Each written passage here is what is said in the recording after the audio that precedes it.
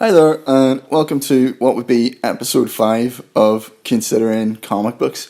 Today I'm here with a very good friend of mine, Marc Savage.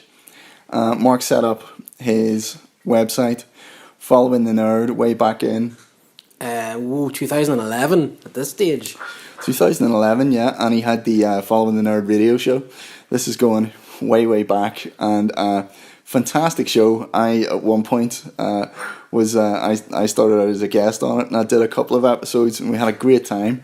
But Marc is a lifelong nerd. He's been involved in nerd culture and comic books for the longest time. So I decided to get him around today, and we're going to have a talk about where his interest in the culture came from and where we are now. So let's start out. What got you interested in nerd culture, Marc? What brought you in? Well, Mark, thanks first and foremost. Thanks very much for having me around. It's a while. You were more than just a couple of shows, man. You were a co-host on that show for a long time. Yeah, for a wee while, yeah. But I feel like I'm in Selena Kyle's apartment here. There's cats everywhere. Yeah, it's sorry, amazing. we're actually in my back room. So many cats, and we're surrounded by cats. If you can hear cats munching away, it's because I just fed them. Literally, I am my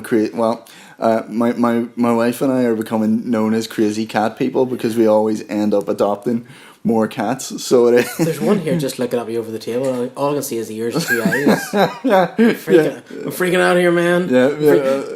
Sorry, no. So I did a show years ago with a friend of mine, Owen, and it was just called the Mark and Owen Show. We did it in a wee local radio station. We had an absolute blast with it, and then one thing led to another, and it just sort of dwindled out. And then one day I had this idea for a website, and John Lennon always told the story about how he woke up, and he had a dream about the Beatles. It would be the Beatles with an I. And I just had this idea, and I said to my wife, I'm going to start a website called Following the Nerd, and she's like, what's it going to be? And I was like, I have no idea. And we sort of went from there, and the radio show became a big part of that, and it's something that we need to get back into. Mark, me, yourself, and Saxon, who does the Vote Saxon YouTube videos and stuff. Yeah, he was massive in it at the time, and there's Big Phil and all. We need to get the band back together, But at the minute, the bulk of us is the website right now, so it's followingthenerd.com, and at life, it's a project. You get this, man. It's a passion. You do it because you love it. And sometimes there are a couple of days where you don't get near it, and other times you're posting maybe 20 stories. And it's just you just do it for the love of the game, Yeah, well, your big loves, your big loves from my understanding anyway, are now correct me if I'm wrong. It's DC, primarily Batman. Yeah. Star Wars and Ghostbusters. That's the big three, man. That's the triumvirate right there. And you've got a little bit of love for Transformers on the side there too. Oh yeah. I mean, and then everything else. I kind of love a wee bit of love for everything floating around there. But Ghostbusters '84. I was there first night. I'm so old. Batman '89. That was the one, man. Batman '89 was the one that made me realize, oh my god, changed everything, didn't it? It did. It changed everything. It was a real game changer at that point. Everybody talks about Iron Man and Blade and everything else. It was '89 for me. Well, funny. It was. It had a similar effect on me. I think. From me, whenever I watched Batman '89, it showed you that it could be done, and it was everything from the score, Danny Elfman's score, to the design. Tim Burton brought his own design team and had this really gothic look for Batman. The performances, obviously Jack Nicholson, but then you had Prince involved as well, and he did a really cool soundtrack. So it just had everything. It was all those gadgets that you'd wanted to see happening in real life, and they were, there it was on the screen. Yeah. So, it was a game changer, and the amount of people I think it brought into, people who were maybe on the outskirts of fandom who suddenly started to get involved in comics. Yeah, started getting involved, yeah. But the big thing about it was, because I was only a kid when it came out, and Ghostbusters, I loved Ghostbusters as a kid. I loved Star Wars too, but it wasn't really until, because I was 12 years old, I was just getting ready to go into secondary school, and it was the first time, Anton First, his design got me, Danny Elfman's score got me, Tim Burton's wonderful cinematography and direction got me, and it was the first time that I ever really dissected a movie in my head. It wasn't just these moving images and a story. Different elements of it I was like, I need to know more. Who is Danny Elfman? Yeah. What goes into set design? How does a movie come together? So that was what the big thing was for me. Absolutely. And, I think I could say in that period, because we were sort of getting into the same stuff around the same time. And I think, in that period, there was a very dark edge to superhero movies. Mm-hmm. And the three, for me, that really cemented my interest in superhero movies. I was already interested in comics, but, the darker edge that these films brought came from three films. It was Batman '89, mm-hmm. The Crow, and Blade. Yep. I remember seeing The Crow, and literally it changed how I thought of the superhero movie. And then Blade, again, it took this... he was kind of like a B-list Marvel character. Blade wasn't incredibly popular, but they took the concept, and Stephen Norrington and I think it was David Goyer, and they just ran with it and created this absolute iconic, badass vampire hunter. Yeah. So it was interesting. These guys were, they were paving the path for the superhero movies that we know now, and we love from the Marvel Studios, or from the Warner Brothers to DC stuff. So this all paved the path. This was during a period when our superhero movies were very sparse. There was very little happening. So could you imagine the kid that you were then, if you had met somebody from now and saying, there'd be a Marvel universe, there'd be a DC universe, there'd be Arrow, Flash, Legends, all that shit would be on TV. Could you imagine somebody telling you that as a kid? Your head would just went poof, wouldn't it? That would have been it. It's hard. It is actually hard to fathom. I remember whenever I was a kid, reading stuff. I remember reading Judge Dredd. I started out reading stuff like Judge Dredd, and if you had told me, if you had told me there would have been a Stallone Dredd movie, I would have thought that was a big deal. But the Carl Urban Dredd movie, unreal. That was just absolutely relentless. It was a relentless piece of cinema. Someone's honking in the street. The natives are getting restless. But that Carl Urban Dredd movie was phenomenal. It was everything I wanted from. Do you remember when you first found out Anderson was going to be in it? Yeah, I do. Oh my God, they're going to, not only is it going to be Dredd, they're going to have Side Division, and Judge Anderson's in this. And she was, I always say that the Dredd movie is actually an Anderson movie, because Dredd as a character does not really change or evolve. He is, old stony face the whole way through. He is he's like a mechanism to get from point A to point B in the story. Yeah. Whereas the real story, the real character development was actually Anderson. Yeah. So it's about her first day as a rookie, Yeah. And it's also Mama's story to an extent as well. So that's what's interesting about it, because Dredd's an unyielding force of nature. But do you think as well, it's interesting that in this current sort of climate now where it's all about, female driven movies and everything else. Mm-hmm. Dredd, alright, it was a Dredd movie, but it was, as you say, it was Anderson and it was Mama, it was about these two strong women, and it was really about their struggle. Oh, yeah. Because Dredd just came in and shot shit and blew shit up, and that was his, and Urban was amazing in the role. Yeah. But, and it was such a great movie. Well, it's even, I was talking to someone the other day, and they were watching, the original Superman cartoons from the 1940s. Uh-huh. And who was it? Fritz. What was the name of the cartoonist? I'm not sure. Can't remember. I'd need to look it up on Google. But you know who I'm talking about. They were the original, really beautiful. Big barrel chested. Yeah, really beautiful Superman cartoons. And this friend of mine was saying about Lois Lane was a really tough dame. Mm-hmm. But I mean, this was exactly the sort of woman she was a tough dame. It was the sort of woman I was used to seeing on screen from my grandparents would have introduced me to the movies with, these women from the 40s and 50s era, like Greta Garbo or, oh God, I'm trying to think of. Like Bette Midler. Bette Midler, yeah. Because if you think of that golden age, these women all...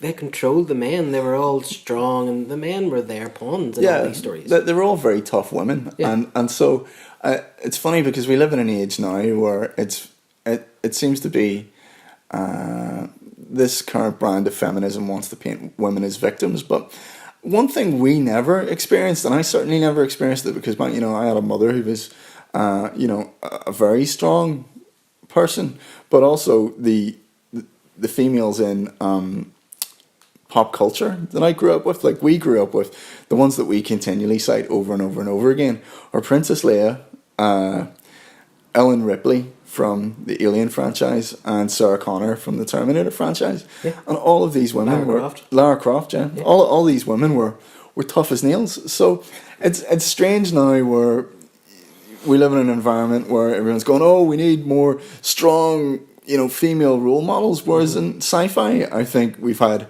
nothing but strong female role models. I mean, I'm a big Trekkie, so the likes of Janeway. Yeah. I loved Voyager. I mean, there's a lot of problems with the series, but overall I enjoyed it.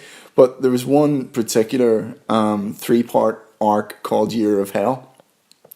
And I remember watching Catherine Mulgrew's performance in it. I'm thinking she is one of the biggest badasses, And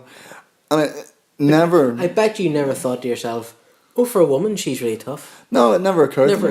I never thought that about Ripley, or I never thought that, it never occurred to me. I just loved those movies because those characters were badass. It didn't matter to me who they were or what they wore, you know what I mean? So what? Yeah, and you find yourself second guessing yourself now because it's become such a it's become a really overbearing part of the culture that, you have to now say, oh, we've got this person and she's a strong, independent female, and it feels like forced, whereas previously it felt very natural, and it was not something I ever made a big deal out of. Like, I mean, I just cited one of my favorite superhero movies ever is Blade, but it never occurred to me. I never sort of went, oh, he's good for a black guy, it never occurred to me, because we grew up, like one of my favorite characters growing up was Mr. T.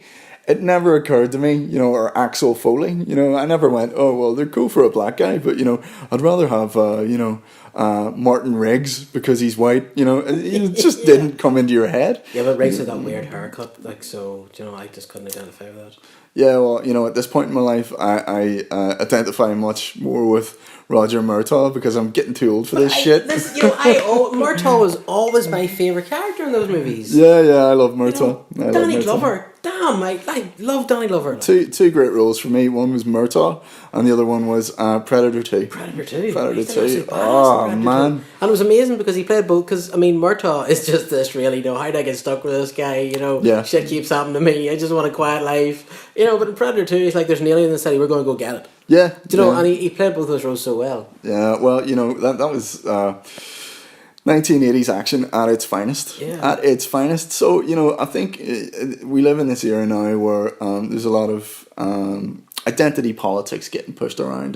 But the thing is, in sci-fi, maybe we're just biased. I don't know. But in sci-fi, I always look at sci-fi and I think, well, man, it was always really inclusive. I saw someone posted something on Facebook the other day, and it was like, young boys are encouraged, to have male role models and not female role models. Well, not me. Like my favorite character in Judge Dredd mythology was always Judge Anderson. She continues to actually be one of my favorite characters because she has a really interesting story, and it is an arc of a life. I think Alan Grant and Arthur Ranson's work on that book is some of the best stories I've ever read. And so, and Buffy, we grew up in the era of Buffy as well. So there was never a point where I was like, oh, I can't have a role model that's female, or, a character who's my favorite who's female because I'm a guy. I love Buffy.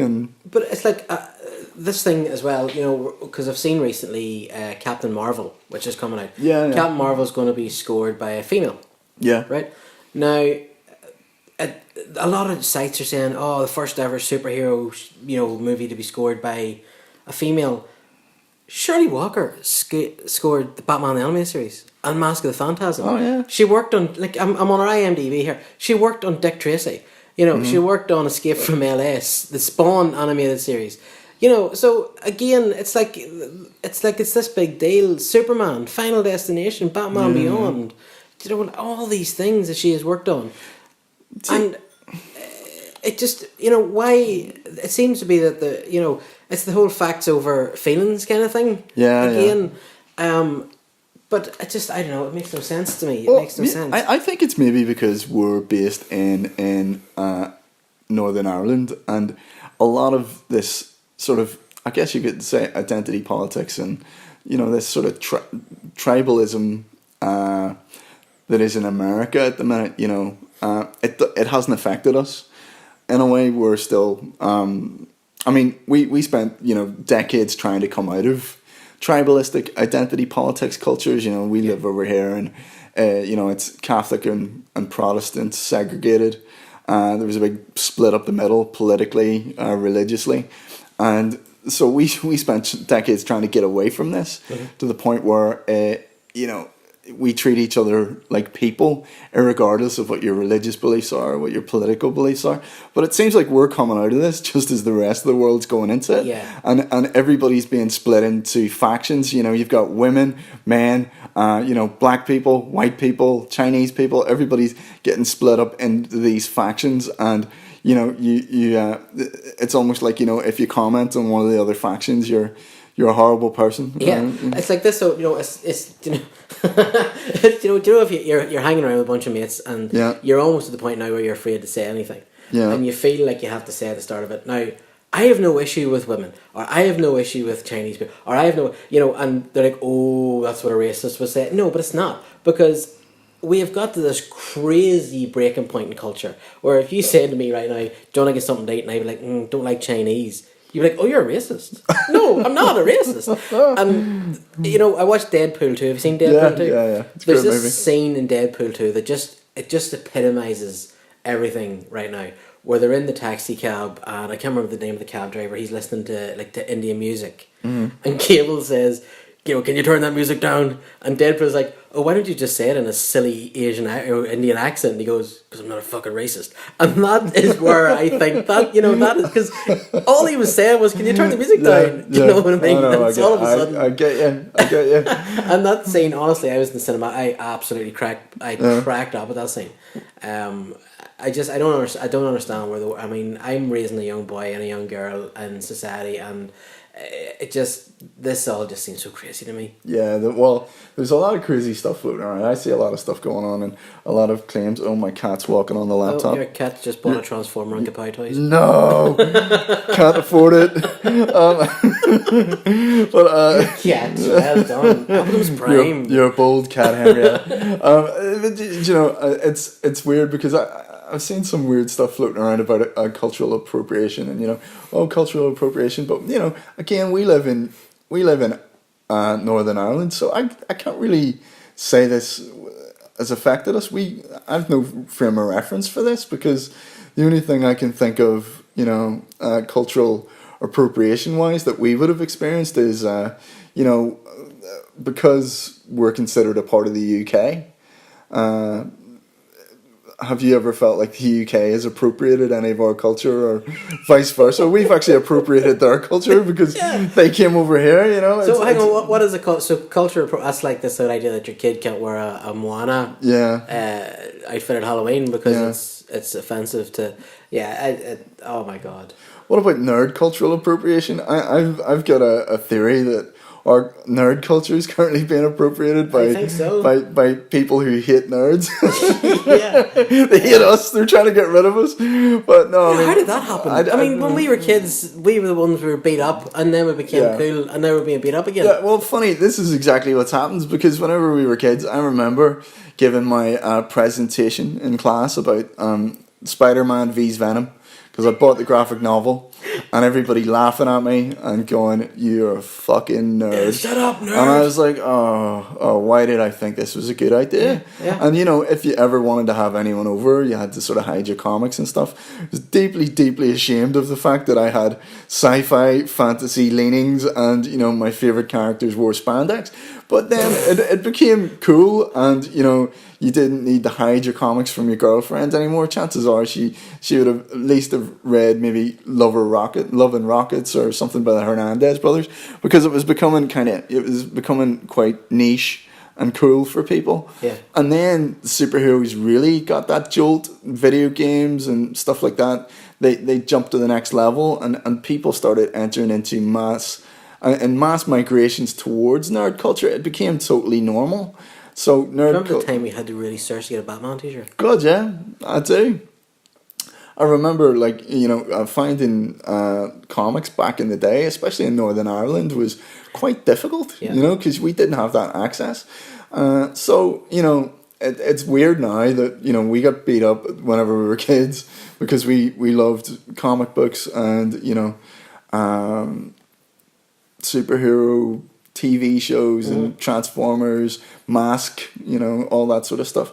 We get sort of ostracized because of that stuff. But now that we're older, there's a new demographic that seem to have either come into nerd culture or they want to come in and they're like, oh, you guys are all just gatekeepers because you've been here for like 30 years. Yeah. And now you need to fuck off and make way for the new generation. Well, thank you, Kathleen Kennedy. We do appreciate your input. Yeah, well, I mean, that's a big question because there's the evidence seems to point towards a fan boycott of Solo based on The Last Jedi. I remember telling somebody that I didn't like The Last Jedi, and this guy, early 20s, totally straight faced, told me these movies aren't for you anymore. And I was like, what? I grew up. I was born in 1977. Yeah. I was born a month after Star Wars came out. You were there on the day. Yeah, I was there. I was there with the holiday special. I was there through Droids and Ewoks. I was there through the Great Void where you could pick up the odd comic and novel, And then for somebody to say that these aren't for you anymore. I mean, we talked about this earlier on. And the whole thing about our culture, this culture, is, I got into Blade Runner and all these kind of things. Predator. I watched Predator with my dad for the first time. I watched Blade Runner with my dad for the first time.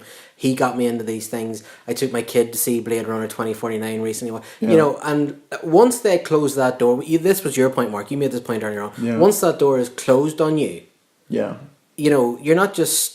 It's not just this generation; it's the next generation, and then forget about it by the time we get to Generation 3. Yeah, I think that's exactly it, because the thing is, people, nerds, like, hardcore pedantic nerds, and I should make this differentiation, there is normies, and we call them normies. There's normies who get into, Welcome to Mega City 1. Yeah, they've kind of got like a fringe interest, but oh my nerds, God, you're so normal looking. Proper nerds are really pedantic. Like, I am pedantic, I am obsessed with the details, can't help it, it's just a basic, personality trait that is built into me where, if there's some sort of continuity error, I'm like, oh, why is that a continuity error? I have to go and, work my way around it and see why it's happened. Is there a way you can make it work? And I think it's what annoyed a lot of hardcore fans about The Last Jedi, and that is that, fans... Kylo Ren's scar had been moved. Yeah, stuff like that, though. Nerds are pedantic. I am pedantic enough to go, well, I understand why Rian Johnson say he wanted to do this sort of postmodernist deconstruction of Star Wars. And, I'm constantly moaning about postmodernist deconstruction of Western culture, but this is what it was with Star Wars. It was, well, I know George Lucas had based his films on... A Hero with 1,000 Faces, Kurosawa's Hidden Fortress, and the Flash Gordon serials of his youth. Mm-hmm. I know that he'd wanted to reference all this, and that's exactly what it was. It was he was making a modern serial that was these fun space adventures. They were space opera, but there was a structure. It was like a soap opera on top of a sci-fi fantasy mythology. Based in space, a galaxy far, far away, So, I guess what bothered me about Rian Johnson's take is that he disregarded those rules, and they had been adhered to in every other, part of the franchise. If you go back to the prequels, it's a sort of a triangle between Obi-Wan, Anakin, and Padme. Anakin loves Padme, but he's conflicted. Because he's got these responsibilities with the Jedi Order. It ultimately leads to him, falling to the dark side because of these anxieties, and it gives Palpatine an in to to convert him into his lieutenant. And you know, in the Whammon. But It's all because of the women's. in the original trilogy, it's Luke's path to. If Padme had just told Anakin to man up and piss off, there would have been no problems in a galaxy far, far away. So do you think? It's all because of Padme. It's all. Yeah, our feminist listeners have just tuned out. They're looking for you on Twitter right now. Natalie Portman just comes in, mouths staring out and leaves. Yeah, well, yeah, our feminist listeners have definitely found you on Twitter now. Hashtag Savage sucks. That's it. Hashtag Stop creating the hashtags for them. Massager savage. Yeah, savage by name, man. Savage by name, savage by nature. But yeah, you know what I'm saying? I'm saying is that there was a structure. There was a structure, and Ryan Johnson chucked it out. Yeah. I think that's what annoyed a lot of fans. You know, annoyed them. Mind you, on the other end of things, there was, you know, a section of the fan base that absolutely loved it. Yeah. But I will admit, what I will say is, it looks amazing. Yeah, it's a beautiful movie. Oh my god, the visuals in it are incredible. But Ryan Johnson he made a hymns of it. And we really enjoyed Solo. I love Solo. Yeah, I love Solo. I enjoyed it, and I did not think I needed a prequel showing the early years of Han Solo. No. But it was just a really solid 7 out of 10 movie. It was enjoyable. Because I saw somebody said it's because it's Han and it's Chewie and it's Lando and Kira. They're in the Falcon. They're flying around. They're having an adventure. It's Star Wars. It's a heist movie, and it's set in the Star Wars universe. Yeah. And yeah, it was just a fun movie. I gotta say, I really enjoyed it. And I'm sad because, like we were saying earlier, there was so much fan service in there. Yeah. With, you know, they mentioned the Terrace Cassie, the martial art. That's in Star Wars, and it was in the Star Wars game Masters of the Terrace Cassie. Worst video game ever. And was it the worst video game ever? I can't remember. I played it once or twice on the PlayStation and I thought it was horrendous. It was punch kick. Yeah. I think it was endemic of those games of the period. You know, it was trying to when Tekken was only good. Riff on Tekken, yeah. And there was Masters of the Terrace Cassie, and then they reference Dathomir, which was famously the Courtship of Leia, one of my favourite Star Wars books. Even though is that where it took place? The Courtship of Leia, and they referenced Dathomir and the Force Witches and Darth Maul, obviously. Spoiler alert. And Darth Maul, obviously, and that you know, that was all from Darth Maul showing up was from the work Dave Filoni did in the Clone Wars cartoon. So, I mean, you know, even though Solo bombed, and there's talks of Kennedy stepping down, Kathleen Kennedy, because they're going to put a lot of the blame on her. I would love to see Dave Filoni take a more active role. Yeah, Filoni gets Star Wars mythology. Like he's got a real. Yeah, he's got a real love for. I think he's just got a love for the franchise. He's got an understanding of the mythology, and I would love to see him do more. But getting away from Star Wars, do you think? Well, this references Star Wars in a way. Do you think the getting away from Star Wars? What about Star Wars? Do you think there's been talks that the reaction to the fans from the media and maybe what Lucasfilm haven't been saying, there's been a massive attack on certain sectors of the fan base, let's say, who've been called, you know, racists, misogynists, sexists, and they're claiming that it's these guys that are making, or what, that, you know, caused Solo to bomb. And it reminds me of the similar sort of backlash against the fan base by Paul Feige, post Ghostbusters 2016. Yeah. It was a big move to say, oh, these guys are all sexists and racists, and that's why the movie bombed. Well, yeah, I mean, this is what I'm talking about. This is the whole, and I've been caught up in it. You've been caught up in it. So many of my friends have been caught up in it. All good guys. I'm a good guy. I'm not a sexist. I'm not a racist. I'm an egalitarian through and through. You would say that though. I would. That's what sexists and racists say. You know. I'm not a serial killer. I'm not, you know. But yeah, I mean, not that we know of. It's just got to this point where you can't say anything online. You know, if you come on and go, I don't know why I didn't like the way Rey, you know, she was sensitive in the Force. You know, there's no training. She could fly the Falcon. Oh my God, you're such a sexist. You know, no, I don't think so. You know, and all right, people make the argument that Luke was the same in Star Wars. Right? It's a bit of a Mary Sue. It's a bit of a Mary Sue, but this is the whole thing again. When we watched Star Wars, we were kids. It was the magic of it. Nothing had ever been done like Star Wars before. The new movies shouldn't be using that as an excuse. They should be taken like, okay, we got away with it once. Let's improve on it, And you can't say that, I don't like Finn. Oh my God, you're a racist. No, I'm not saying I say this, by the way. I love Finn. I really like Rey as well. But you've just got to the stage now where you're afraid to say anything. Do you think maybe a part of this is because we, as an audience, because we're both, I'm 37, and what age are you? I'm 41. 41. Do you think maybe we were just supposed to grow up and not be into this stuff anymore? Yeah. So do you think maybe part of the problem is that we were supposed to go, okay, we're done with this franchise now, we'll move on and let younger people have it? Absolutely. But the problem with that is this is all indicative of a greater societal problem. Society is falling apart. Yeah. The harsh reality of society is that things aren't so good right now. You've got social media telling you constantly that this is happening, that's happening, this is going to hell.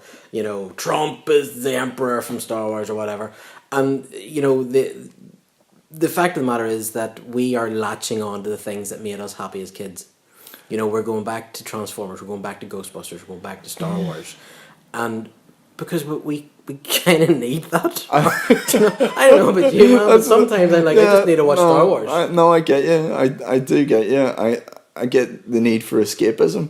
I mean, it's like, listen, fantasy sci-fi movies were always being made for adults, but sometimes I get the impression that it would just be easier if we could just go, okay, now I'm into Gardener's World, or now I'm into living with the Cardassians, and just move on, because there's a point where they're like, God damn it, are you 50-year-olds still fucking here? We're trying to make these movies for the kids. I know. And you guys are just... Lucas said it with the prequels, didn't he? I mean, even he was like, we're not making it for you people. But look, at the end of the day, society and every culture in society is built on on storytelling, on escapism, on a higher being, a higher power, all this sort of stuff. Movies, comic books, they're just part of the modern representation of that. Yeah, that's true. So I think it's perfectly natural. It was underestimated, maybe. George Lucas, when he made Star Wars, Empire Strikes Back, Return of the Jedi, probably didn't really think that the next 40 years of his life were just going to be based on these movies. Well, he famously expected Star Wars to bomb, and he and Spielberg went on holiday and were just blown away whenever where were they? They were in the Grand Canaries or somewhere. Yeah, was it something like that? And they were just blown. Lucas was blown away whenever he heard there was lines around the block for Star Wars, because this movie was expected to bomb, and everybody, all the financiers, like whenever they saw the initial cut of it. And Lucas had used, instead of the X-Wing dogfights, he'd used, World War footage, World War II footage, and everyone thought this is gonna bomb, and then it just happened to be the movie that redefined cinema, because it that and Jaws became the birth of tentpole movies. The popcorn. Ghostbusters as well. Yeah, Ghostbusters too. Yeah, the popcorn blockbuster was built off the back of these movies. They changed cinematic history. So, these guys couldn't have fathomed. But I guess that's the effect. The effect is that you've got guys, right up into their sort of 60s, 70s, 80s, and they're die-hard comic book fans, Star Wars fans. They're obsessed with this pop culture, and that's what it is now. It's not. It's not just a form of entertainment anymore. It's a culture for us, and you only need to look at Trekkies or the people who go to the Transformers conventions, like our friend Gareth. He goes to the Transformers convention, Autocon. Yeah, I mean, I want to go next time he's going. Yeah. But it's become a way of life, and so I guess. For big companies, it must be difficult, because they have to then go, well, we're not getting rid of these guys in their 30s and 40s, they're sticking around, but we still have to appeal to a youth market, because whenever these old guys eventually croak, we need new blood. Yeah. So why then are they doing... I don't know. I mean, obviously, like, it's okay for us to sit here and go, oh, well, they should have done this and should have done that. We don't make movies, so we're in no position. However, as fans... and as somebody, I've watched a lot of movies. I review movies. I have reviewed movies in numerous publications. You know, to me, a good movie is a good movie. Yeah. You know, and if you make a movie that's proper, timeless, it'll survive. You know, it will survive. Sure, and sure. I think at the end of the day, and what you're saying is very much true, but I don't understand now why. You know, Sony did it with Ghostbusters. Anybody who said they didn't like Ghostbusters last year, automatically sexist. You know, it's happening with Star Wars at the minute. It happened a few years ago in Fantastic Four. Like, the fact of the matter was, Fantastic Four wasn't a good movie. It wasn't because people were racist movie, yeah. and didn't like Michael B. Jordan. If that's the case, Creed wouldn't have been a massive movie. Black Panther wouldn't have been a massive movie. You know, to me, this whole argument, right, that people are racist, all you have to do is look at how well Black Panther did in the cinema, and you'd be like, yeah, no, they're not. People aren't racist, because if people were racist, Black Panther wouldn't have been like the second biggest movie of last year or whatever it was. Yeah. Well, You know, so I think that's a deflection. I think that's like this idea that, well, we didn't make a big movie. You people are obviously whatever. Yeah. You know, you don't like this, so you don't like that. I think there definitely are racists out there who boycotted the movie, but Of course. to say that a large part of the fan base is this, especially with Star Wars, which, you know, one of the things I always found with Star Wars was I loved Princess Leia. I thought she was, you know, not just as some sort of teenage sex object, I just thought she was a great character. Mm-hmm. And it was the same with Lando Calrissian, and it never occurred to me growing up that, you know, this is a woman or this is a black guy. Yeah. All I thought about Billy D. Williams is this guy's smooth. He's smooth, and he probably gets more ass than a toilet seat. I was just like, I was like, you know, I was like, this guy is so cool, you know. And with Princess Leia, I thought she's a badass, you know. Yeah. Like, she goes into Jabba's palace in Return of the Jedi dressed as a bounty hunter. Yeah. You know, the whole thermal detonator trick. She was a badass. And then he bangs her in a bikini. And then she just chokes him to death. Yeah, she chokes him to death. Yeah, all right, done. Job done. While looking smoking in her bikini. Can I say that? Does that make me a sexist? God, I'm such an old school chauvinist. Oh, right. Anyway, what I oh man, I've completely lost my train of thought. You just mentioned slave Leia, and I started thinking, I regressed to my 11-year-old self, but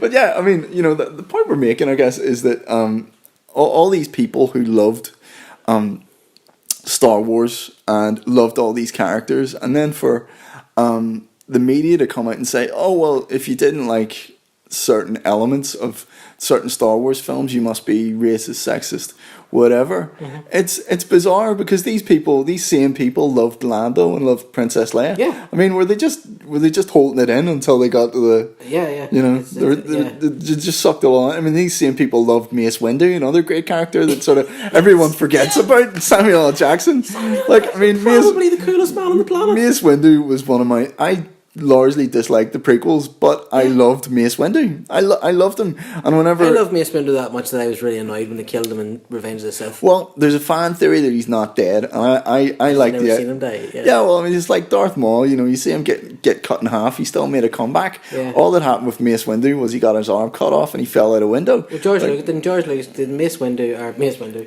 Samuel L. Jackson talk to George Lucas for this? Yeah. And apparently Lucas said to him, you know, well, you know, Mace is still alive, so I take that as canon. Mace Windu's out there. I take that as canon. I like the idea that whenever they do an Obi-Wan movie, they brought him back now. Yeah, and I like this idea. I like the idea that they're going to do an Obi-Wan movie and he will team up with Mace Windu. Yeah, and he'd look like he looked in that movie with Christina Ricci. What'd you call that one?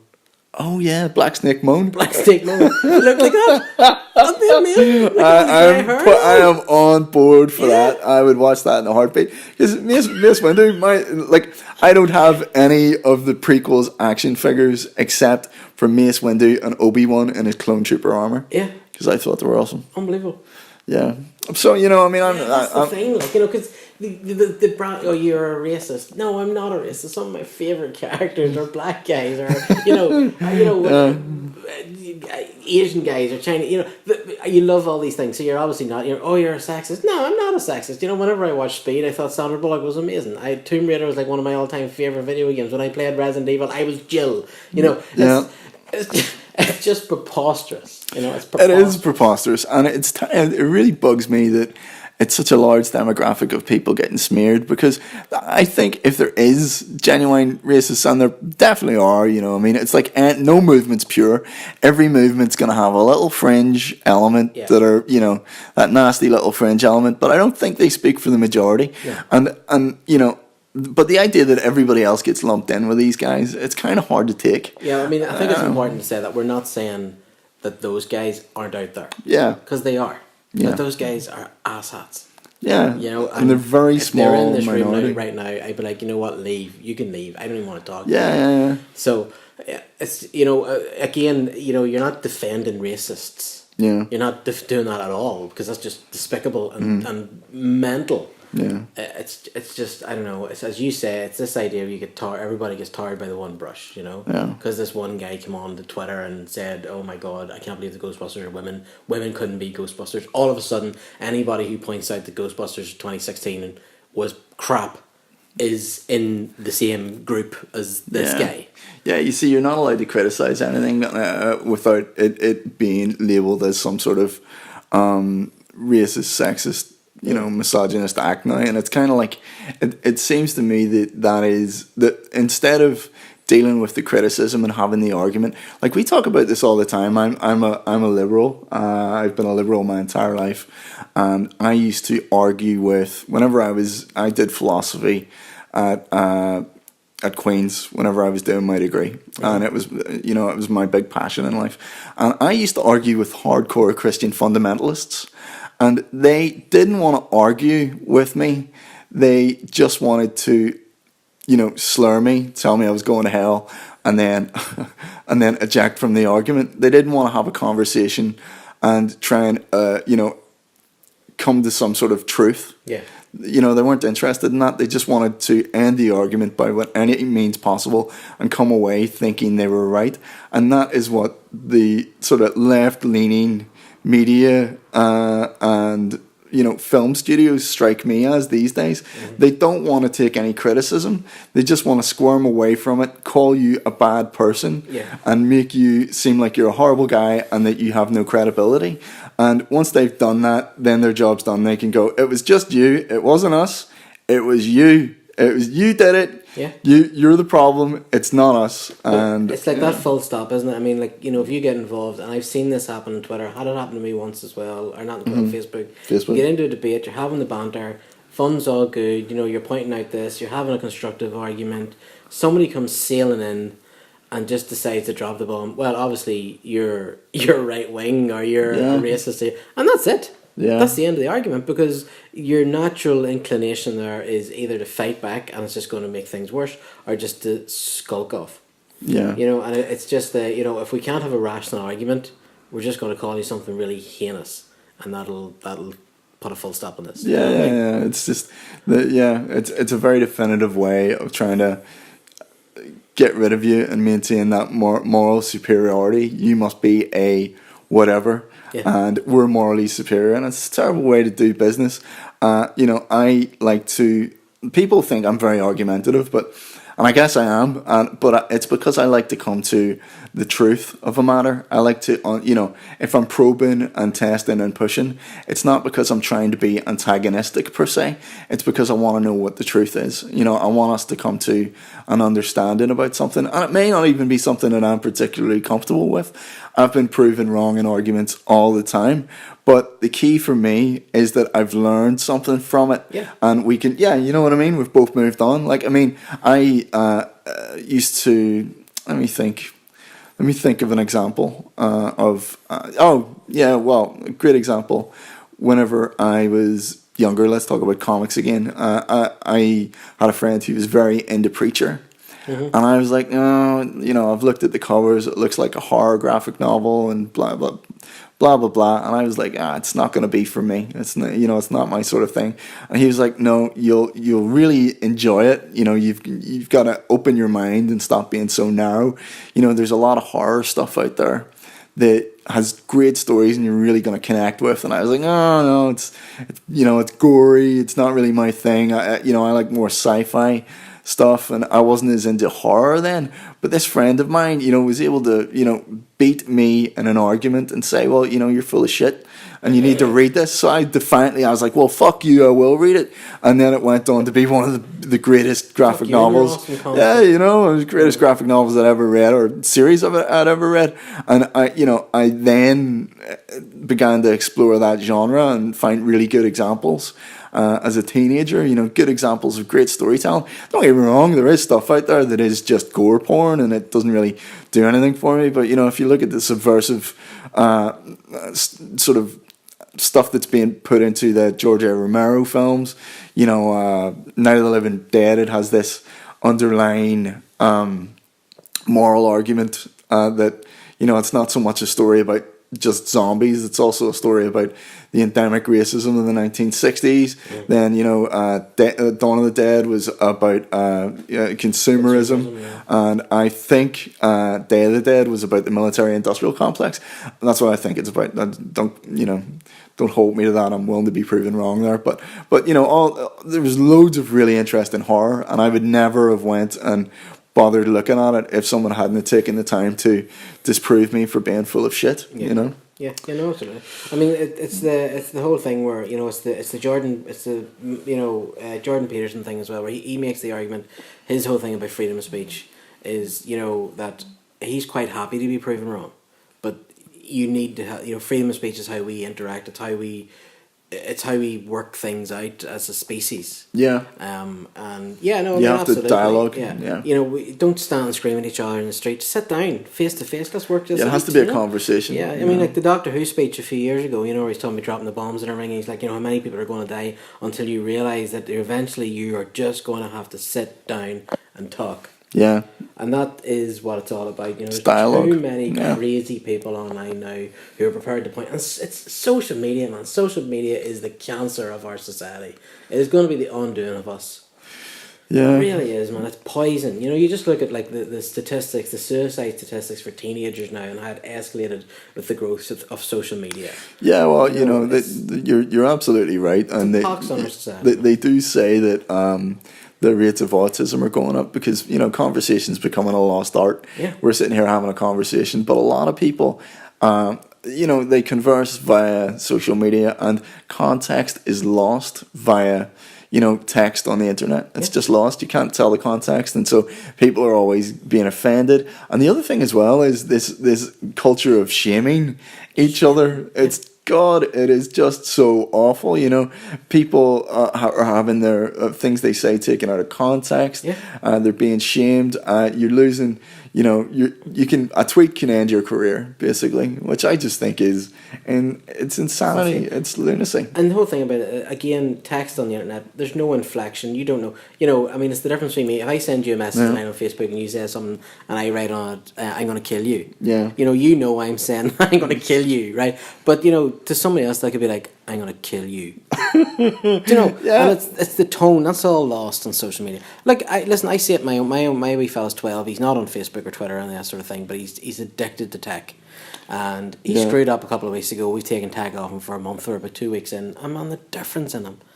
Just sitting down and communicating out in the garden, playing with his sister. The difference in him is unreal. Oh yeah, it's unreal. And I mean, it's funny because I found that before social media, I wouldn't make an excuse not to see somebody. It'd be like, oh well, I can just see them online, or I'll talk to them online, or I'll have a phone conversation with them. But whenever you've got social media all the time, you inevitably end up just saying to that person, I'll message them, or that you don't feel like you've missed that person, whereas there's nothing more enriching than meeting up with people and having conversations, and I feel that is becoming a lost art. And another thing I was going to say as an addendum to the whole a tweet can get you fired is that people have forgotten how to let people be sorry and apologize. Yeah, you don't get to do that anymore. Yeah. It's not a case of saying sorry, I apologize, I made a mistake. You can't do that anymore. Once you've done one thing, whatever it may be, you've made an off-color comment, or you said something without thinking, suddenly that's you for the rest of your life. That's it, yeah. You're You see it condemned. so often, don't you? Remember this tweet that such and such sent out 9 years ago? Yeah. You know, and you're digging like, through your history, I you don't know. even remember Like, saying that. Like, I mean, What? I'm not the same person I am. I'm not the same person now as I was last year. Yeah, Never mind yesterday. 10 years ago. Yeah. Like, if you hadn't met me 10 years ago, I was a complete fucking lunatic. Yeah, you were. Yeah. You know, but this is the thing. If you were to, you know, I don't have any Twitter from 10 years ago, but if you were to go back 10 years and look at my Twitter profile, you'd have been looking at the ramblings of an entirely different person, with a different set of sort of values even. You know, it was a different person. So the idea that people can go back through your Twitter feed now and go, here's a tweet from 2012 where you said this. Well, so what, you know? But when I said that, I was in this argument that we've been having for days, and we were really, really angry, and I was just saying it off the cuff, and it was, you know, completely different frame of mind, you know? matter. Doesn't You're a matter. shitmonger. This is you, and this will be you forever. You're evil. Here's what you know what? If I could rule the world, I would get rid of social media. I would get rid of mobile phones like iPhones. I have one. I have an iPad. I have all that crap. And it's, you know, it's the Fight Club mantra. You know, the things you own end up owning you. And I would get rid of them all in a heartbeat. Headline: cis white dictator nerd has social media apocalypse planned. 1984 part 2. I don't know. It's I don't know, social media, man. Social media. I know. Anyway, we weren't actually even initially talking about social media. We were talking about like these companies and. It's just the hate coming out in us. Oh no! Man. Well, like we haven't talked about anything nerdy in about 10 minutes. Yeah. Do you know that? Bring it in. Yeah, bring it in. Well, I guess okay. Like as an addendum to the conversation, we've been talking about you know, how these smear campaigns have branched out into, you know, large areas of nerd culture, and saying that these people who've been in it for a long time are probably, you know, it's probably time for you guys to move on, trying to appeal to a new demographic, and trying to, you know, do all these things without creating massive amounts of friction and, you know, bitterness and anger among the fan community. But I guess what is the solution for these guys? Because guys like us aren't going to go away. We're invested in these cultures, but at the same time, they have to bring new people in. And these new people have, you know, especially the youth, they're going to have radically different values to us. We grew up in a different generation. We've got a different take on things. Like we want a specific formula, whereas nowadays there's a much bigger push for, I guess you would say, a lot more diversity than we had whenever we were growing up. I mean, it's not enough to have the level of diversity that was going on in the 1970s, 80s, 90s. They want a lot more, you know, sexual, racial, you know, there's a lot more LGBTQI plus, you know, push happening in nerd culture nowadays. So what's the solution? Because, you know, inevitably you're going to have old boys like us who don't want to move on, but you also want to get these new people through the door. You want to bring them in and say, well, you know, we want to appeal to you too. You know, we've just got these old boys, Marc Savage and Mark McCann, who are stuck in their ways and don't want Captain America and Bucky to be an item. So what do you do with us? What is the solution for a company then? Right, do you know what? Here's the thing. I'm just googling something here because I can't remember somebody's name. Here's the thing. Give me a second. Looking for a name. It's not going to give me it. What do you call your girl that was in Hot Fuzz? Oh, I can't remember Hot Fuzz. Edgar Wright directed. Yeah. Simon Pegg, Nick Frost starring. Yeah, I'm trying to find her name. Okay, no, look, take your time. Look at the cast list. Olivia Colman. Yes, Olivia Colman. Love Olivia Colman. I love Olivia Colman. Her name completely blanked on her there, right? Okay. So here's the thing. Okay, you may remember this. I'm getting to your point here, right? So a few years ago, Olivia Colman was in the running to star in Doctor Who. Oh man, Adam is so down with that. Okay, the fans were all fine with it. Yeah. I love Olivia Colman. I think she'd be great in the role. Yeah. how you get around all this diversity is honestly, and I'm not just saying this, is great. I don't care. We said this earlier on. I don't care who a character is, what color they are, who they fancy. Don't care. Doesn't bother me. Yeah, yeah. As long as they're well written. I want well written characters. I want good stories. I want development. I want a story. I want a character that I don't care who they are. You know, I could identify with Blade. I could identify with Sarah Connor. Why? Because they were well written. They were good characters. Yeah, yeah. I believed in their fight. Yeah. Okay. When Olivia Colman was in the running for Doctor Who, I was so behind it. Okay. Now we're in a situation where we have a female Doctor coming later this year. I think it's October. This new series is coming back. Jodie Whittaker. Great actress. Don't get me wrong. She's great. Actress. I saw her in Broadchurch. She's probably going to be superb as the Doctor. Really, really good. I'm going to be watching it. I'm going to be there first night with my kids. We're going to sit down. Doctor Who's a big deal in our house. We all sit down on a Saturday night. Bang, Doctor Who, Christmas night. It's a ritual in our house. Okay. Yeah. I want Doctor Who to be good. Always. Don't care who's in the TARDIS. Right. The problem is the fans kicked back because it was like, you know, oh, screw all you fans, the Doctor's now a woman. And all the fans were, again, there was this small percentage of fans who were like, oh my God, this is most of the fans were like, whoa, why are you being so aggressive? That's fine. Yeah. That's okay. You know, and eventually it got to the point where like, you know, oh, you don't want diversity in these things. And the fans, again, the real fans were all like, no, we're okay with it. Why are you being so aggressive? Until eventually, where you get pushed so far that the fans do start pushing back. They do start pushing back. Yeah. Don't do that. I watched the video the other day with PewDiePie, right? I don't know. I'm actually... You Nazi. I know, right?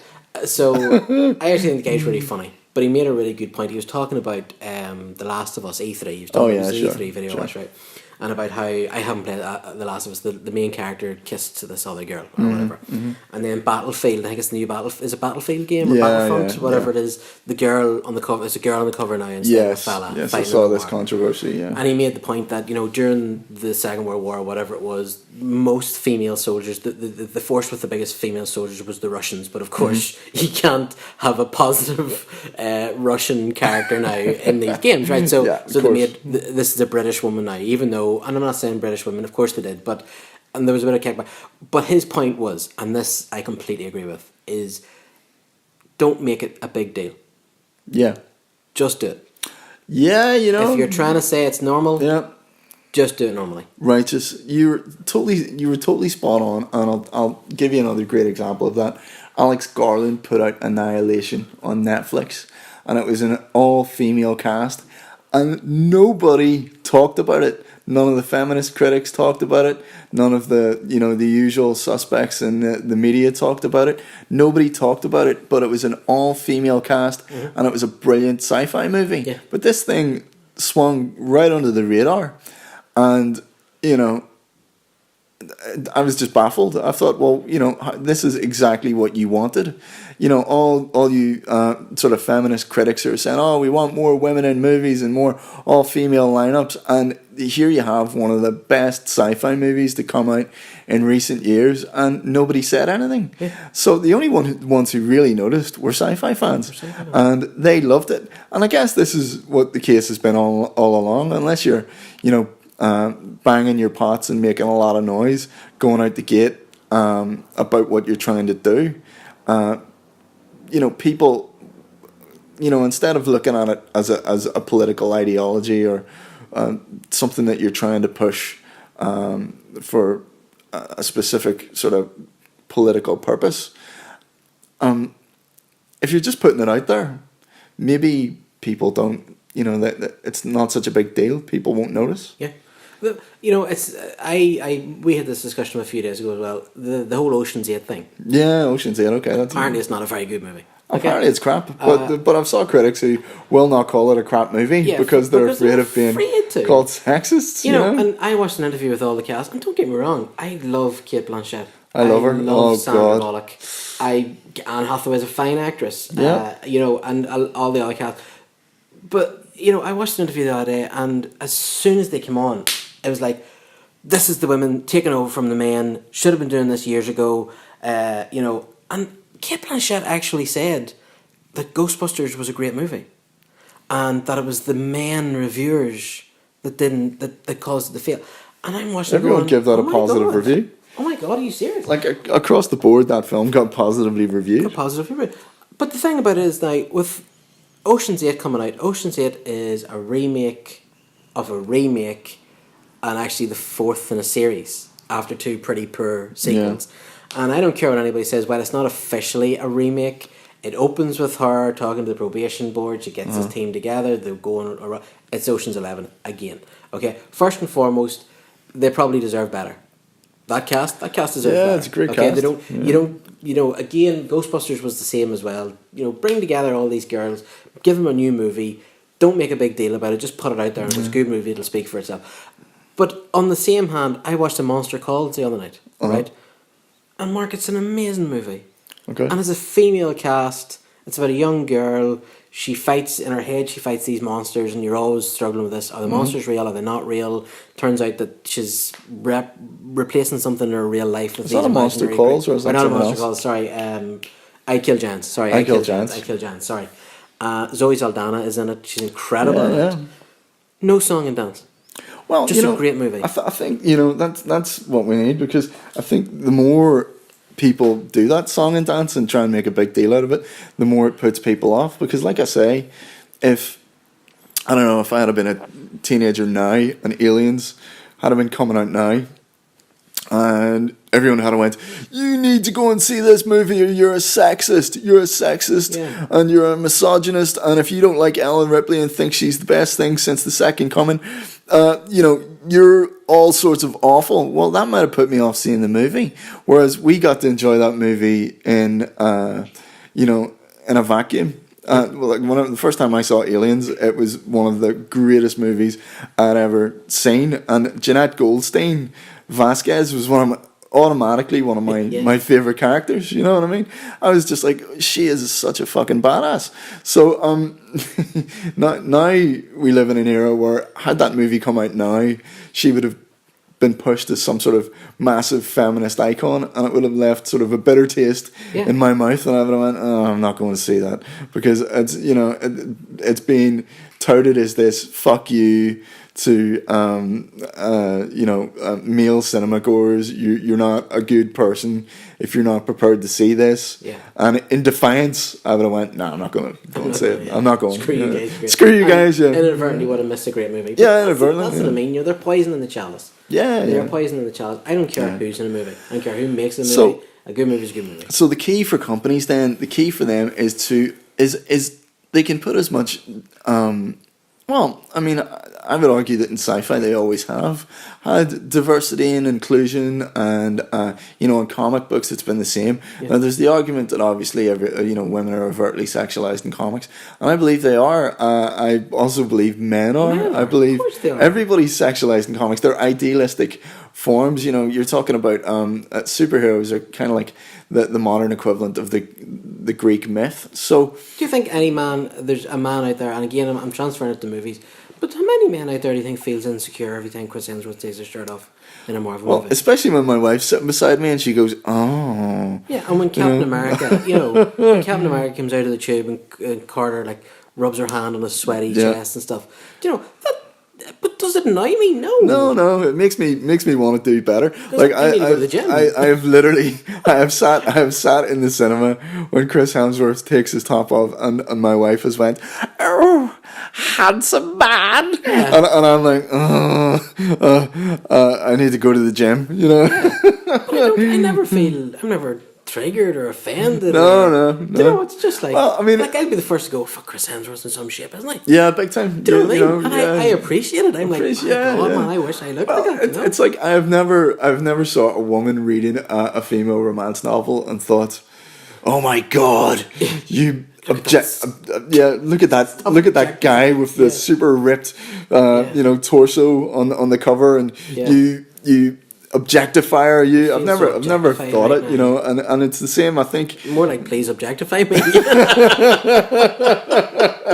By all means. I've looked at but I think there's people out there who would look at a superhero comic and they'd look at maybe they'd look at Catwoman or something and go, oh my god, she's designed to appease the male gaze. Now I will actually add to this. I think that's true. Yeah. That she is designed to appeal to the male gaze. Do you remember Catwoman in the 90s? Oh my god, Jen Bolent, Catwoman. And I remember even, I was only 14, 15, and I remember even picking up the first issue myself, and as a kid going, Jesus. Yeah, she was. She's carrying a couple of footballers footballs around. She was unrealistically proportioned. Let's put it that way. Disgustingly ridiculous. Yeah, but I mean, the thing is, sex does sell, and it especially sells to guys. And there's a reason why. It's actually to do with the science. So I read up on this. Whoa. Don't be starting to throw science into this, alright? I've got to throw science in.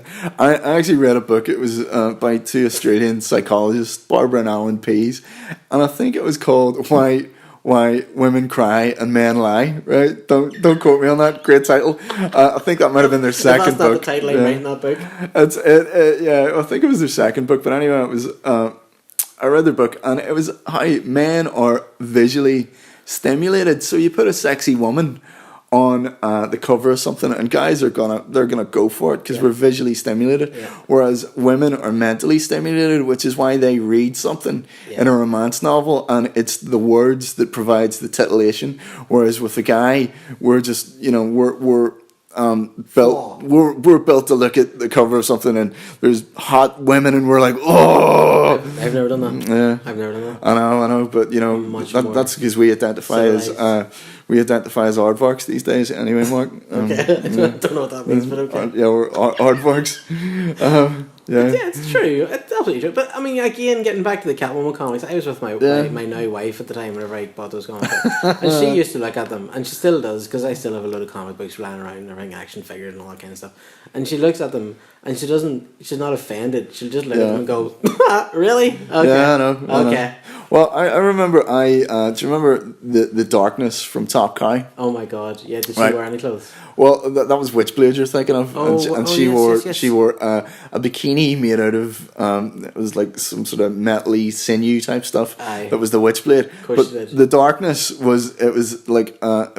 He was the male version. He was the mask over his mouth. That was a guy, and on I remember I was a young teen, and I had a copy of the Darkness, but on the back of it, his antagonist was this character called the Angelus, and she was this angel, and she flew around wearing a metal bikini, and she had these big horns. And so on the back of that comic, I was reading it at my aunt's house, and at the back of the comic was a picture of the Angelus and her two angel warrior sort of vanguard, and the title or the tagline was "Horny Chicks" because they all had horns. Oh my God! And I remember my aunt looking at it and going, "Really, Mark? Oh my God! Really?" And I was like, "Oh, that massive." Obviously I became massively flustered, young teenager. It's not what it looks like. It's like getting caught with a copy of Playboy and saying you read it for the articles. But but this is the thing. I mean, I think comics has always been very, in spite of the fact that you do have this sex sells attitude in there. It's like that for men and women, but it's also a very diverse, inclusive place, and it always has been. And even though you've got a lot of those women and they're flying around in bikinis or whatever the equivalent of, they are brilliantly written characters. Like one of my favorite characters is Rogue. She is, on at a superficial level, she's this ridiculously stacked Southern belle, ridiculous proportions. But whenever you get past the superficial level, she's one of the most well-developed characters. She's a superb leader. She's got a very complex backstory. Yeah. So, as much as... even the first X-Men movie, it was Rogue's story. Yeah, it was Rogue's story.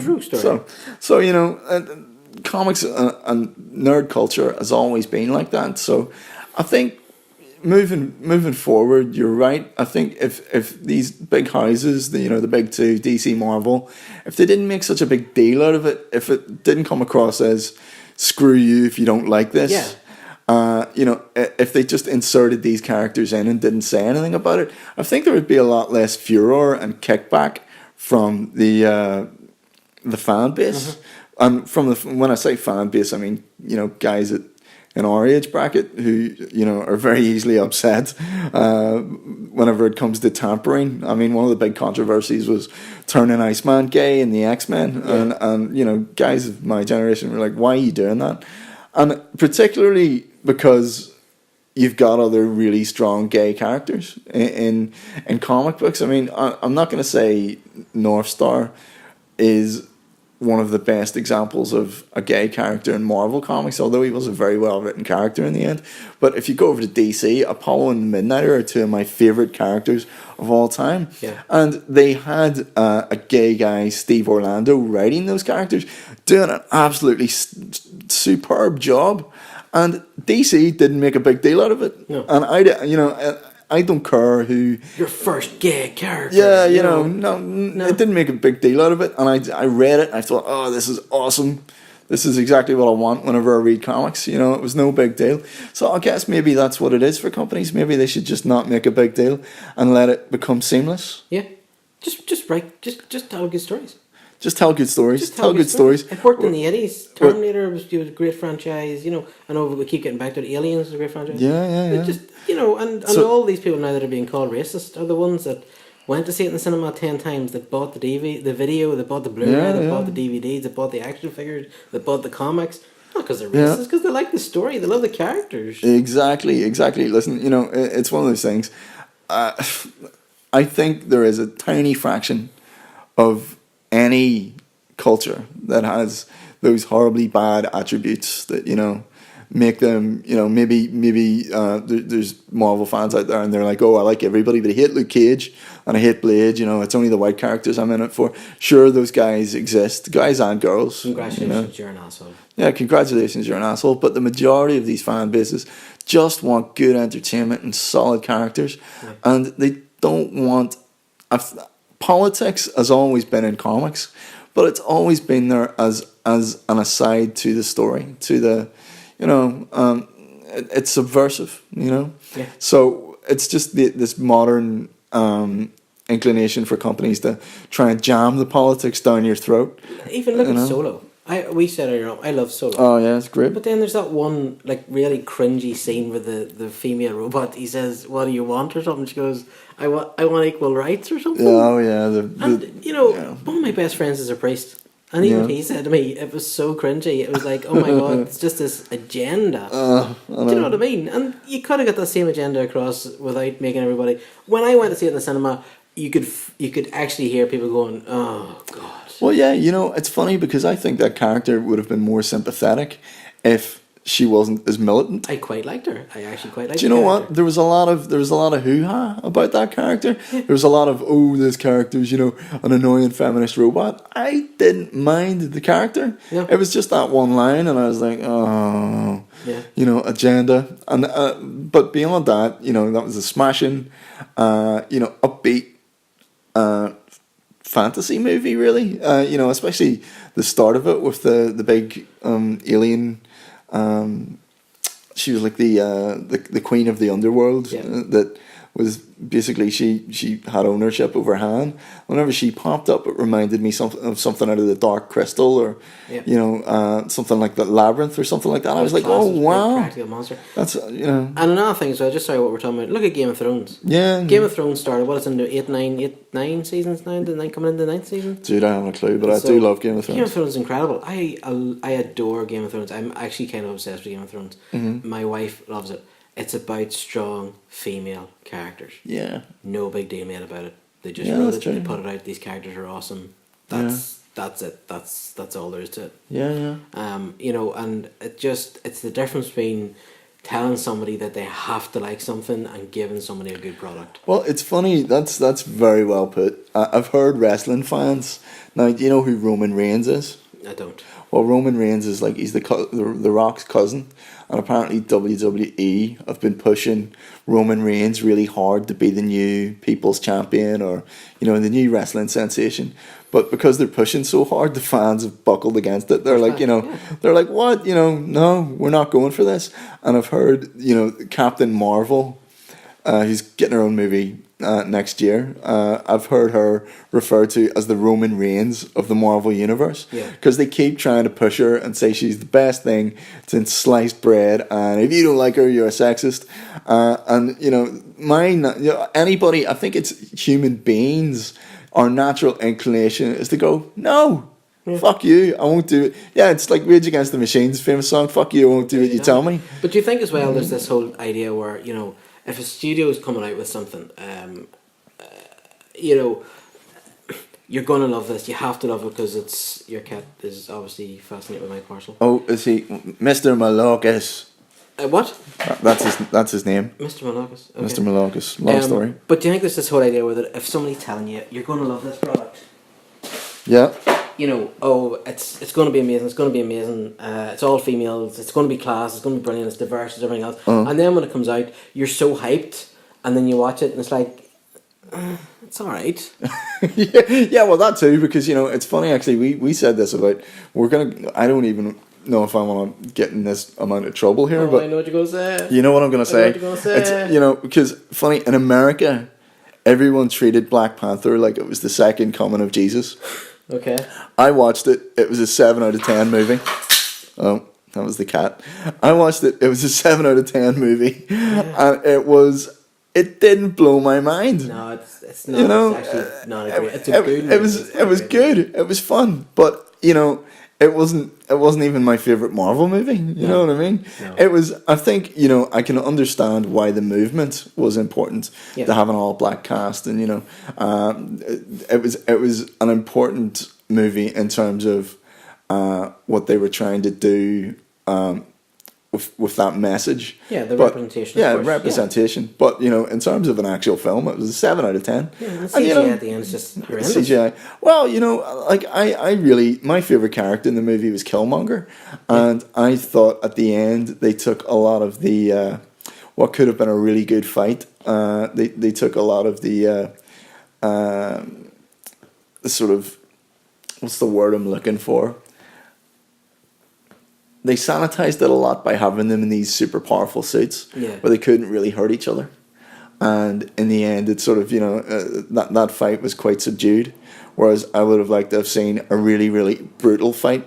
Like if you compare it to the fight between Iron Man and Cap at the end of Civil War, where they're literally beating each other, you know, bludgeoning each other to the point of no return. I would have liked to have seen something a bit more visceral, but overall, I liked it. It was a 7 out of 10 movie. Yeah, I enjoyed it. Yeah. You know, it's the same bracket as Solo for me. But again, being that we're in Northern Ireland, we're kind of like, I don't see what the big deal is. Yeah. But if you said anything critical of the movie, if you were like, oh, it was just okay, it was automatically like, remember that first website? I actually think it was a Northern Irish site. It was. Gave it a bad review. And he was basically called a racist. They went for him, like. Yeah, they went after him. Oh my god. But you see, that's what we're doing here, putting this up. We're running the risk of people going, oh my god, well, I'd like to think we've put across what we're trying to be reasonable, rational people here. Yeah, I know, but you know, like someone could come along and cut that snippet of conversation, just go onto YouTube, cut it, and then paste it up and go, look what these people said, and before you know it, that's trending, and you could go back and watch the whole video, but people, they don't want to know the truth. They just want to feed their narrative a lot of the time. They just want to go, oh, well, my narrative says you're bad, and I don't need to look at any extra evidence. You can't absolve yourself to me, cis white man. You know, little cis Irish man who's bitter that his pop culture is being stolen away from him. You're bitter, and you're. Do you think is our Irish? Do you think are the Irish a bit tougher? I think Northern Ireland's a strange place because it really is. It's a strange place. It's because we've lived in this little bubble of conflict for such a long time, and we've seen identity politics and tribalism for a very long time, and we've got a very dark sense of humor. Yeah, like that's how we've compensated for it. So a lot of people, you know, they're like, Jesus, how can you guys be so callous? But that's kind of like our way of. It's like our coping mechanism. Yeah. So I think we're in a unique position. We're kind of like we've lived a lot of what, you know, the rest of Western culture seems to be moving into, and that is this tribalistic sort of identity politics. You know, people are, like I said at the start of the video, people are sectioning themselves off. It's like, women over here, only women can write female characters, and if you don't like it, you're a sexist. Black people over here, black people, you guys, only black people can write black characters, and if anyone doesn't like it, they're a racist. And, you know, it's this sectioning off. Nobody can comment on anything else. Yeah. Criticism is being forbidden. And we've seen it all, you know, we've seen this all before. Yeah, I think so. I think we're just slightly tougher. I mean, I went to university in England. Yeah. And you know, you used to get called a Mick and a Paddy and all that stuff. Never bothered me. Taken a lot of abuse. Well, you know, it's like I say, I grew up. I'm from a Catholic background, although you know there are different strands of Catholic and Protestantism in my family. But I grew up in an area that was predominantly Protestant, and so. A common slur for a Catholic was a Fenian, you know, to get called a Fenian. That actually means Irish warrior in Irish. So I don't know why it became a slur, but it just, you know... Teague, wasn't that the other one? Teague was another one. I'm a Catholic, I can say that. And it came from the surname Teague. That's where that came from. But, you know, so I would have got called a Fenian and a Teague and taken all sorts of regular abuse all the time. Yeah. It wasn't really just bullying. It was like, we really hate you and want you to die. It was that sort of stuff. So we grew up in that. Our generation did, at least. But the generations that followed us, they sort of came out, you know, especially the ones post the Good Friday Agreement, which was whenever sort of terrorism essentially ended over here. Mm-hmm. Those generations grew up. A lot of them had never encountered sectarianism or that sort of bitter hatred. But the thing about living in that environment, it taught me, was it didn't matter what colour your skin was, what your religious background was, what sex you were. I didn't treat anybody at, you know, what they were at face value. I treated you on whether you were an asshole or not. Are you a good person? Great. You know, then I will be nice to you. Yeah, you do you, man, you know. You do you know, and that's the thing. So there was never any of this. I mean, I think there's certainly sections of our society over here that have bigotry and racism and sexism and that sort of thing. But largely speaking, one thing I found growing up in the sort of environment I did was that you treated people on whether they were a good person, and it didn't matter about any of the superficial attributes like whether they were, you know, a man or a woman, or whether they were black or white or Chinese. It didn't matter, you know. Are you a good person? Are you a nice person? Yeah. Okay, then let's be friends, you know. Yeah. Yeah, so I mean, I don't know, maybe living here has given us a unique perspective. A thicker skin, definitely.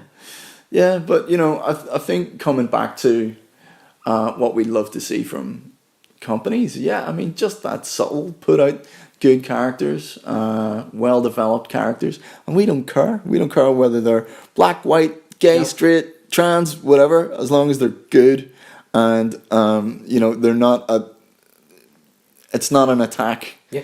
You know? Anybody who picks up a comic book or wants to go to a movie or the new TV show or whatever, and they say, I'm not going to read that because the main character's a woman, or this guy's Hispanic, or this guy's black, or the character is bisexual, or anybody that immediately switches off because of that, they need to go and have a long, hard look at themselves. Yeah. You know, but if you decide you don't want to read your comics or you don't want to watch your TV show because the writing's bad, or because there's clearly this agenda which is making you feel uncomfortable by telling you, you know, that you're a bad person, then you have a right to go, I don't really want to watch this, I don't want to read this or whatever else. But just look, you know, to anybody out there, to all the studios and all the filmmakers and all these people, just do good stuff. Yeah, you know? And it could be simpler. You know? I worked, until a couple of days ago, I worked for a certain coffee company who had to put around, they got in some trouble recently online, and I'm sure you won't have to be a genius to work out who I'm talking about, but they closed a lot of stores to teach the staff about how to properly, you know, treat people of different race and everything else. And we didn't do that over here in Ireland because we're actually a different branch, but they sent us out like a 12-page booklet that we had to read and then sign. And it was all, you know, everybody's equal, treat everybody the same, don't call anybody bad names, don't bully people, everything else.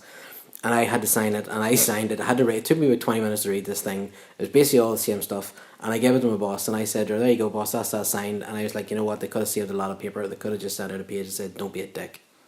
Yeah, don't be a dick. Don't be a dick. Don't be a dick. Don't be a dick. There you go. That's it. That's my ethos. I say to my kids in the morning when they go out to school, from they were no age, take no shit and do no harm.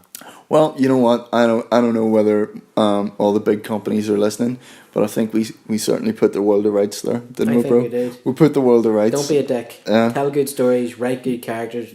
Cast whoever you want. Two pasty white Irish nerds sitting in a room full of cats. We have solved the world's problems right there. Yeah. And vote Trump. Oh man! Oh, you had to go and fuck it up, didn't you? You just had to go and fuck it up. Oh man, you know what? The world is in constant state of flux. Yeah, well, yeah. This is just an odd transition, man. We're just watching an odd transition. Yeah, big time, You big know, time. But yeah, Well, man, here. listen, I've had a blast. I've had a blast. I gotta kick you out because I gotta get my ass ready and go to work. Gotta go to work For my sins. Oh. But yeah, you know, I'm looking forward to listening to this. Looking forward to seeing what people say. You know, and we're not defending ourselves here. We're not racist. We're not sexist. And listen, we're just a couple of guys. We love it all, man. Yeah, we love nerd culture. You know, we love it. We're in there. We're in there for life. You know. You know. Yeah, so listen, if you enjoyed this, guys, we'd love to hear your feedback in the comments. We had a great time, and let's do this again. Let's do this again. Hopefully so. If not, I can't. Yeah, exactly. If we haven't been driven off the internet in a blaze of hashtag activism. Yeah, hatemonger, hashtag. But listen, take no shit, do no harm, and don't be a dick. What perfect words to end on. Okay.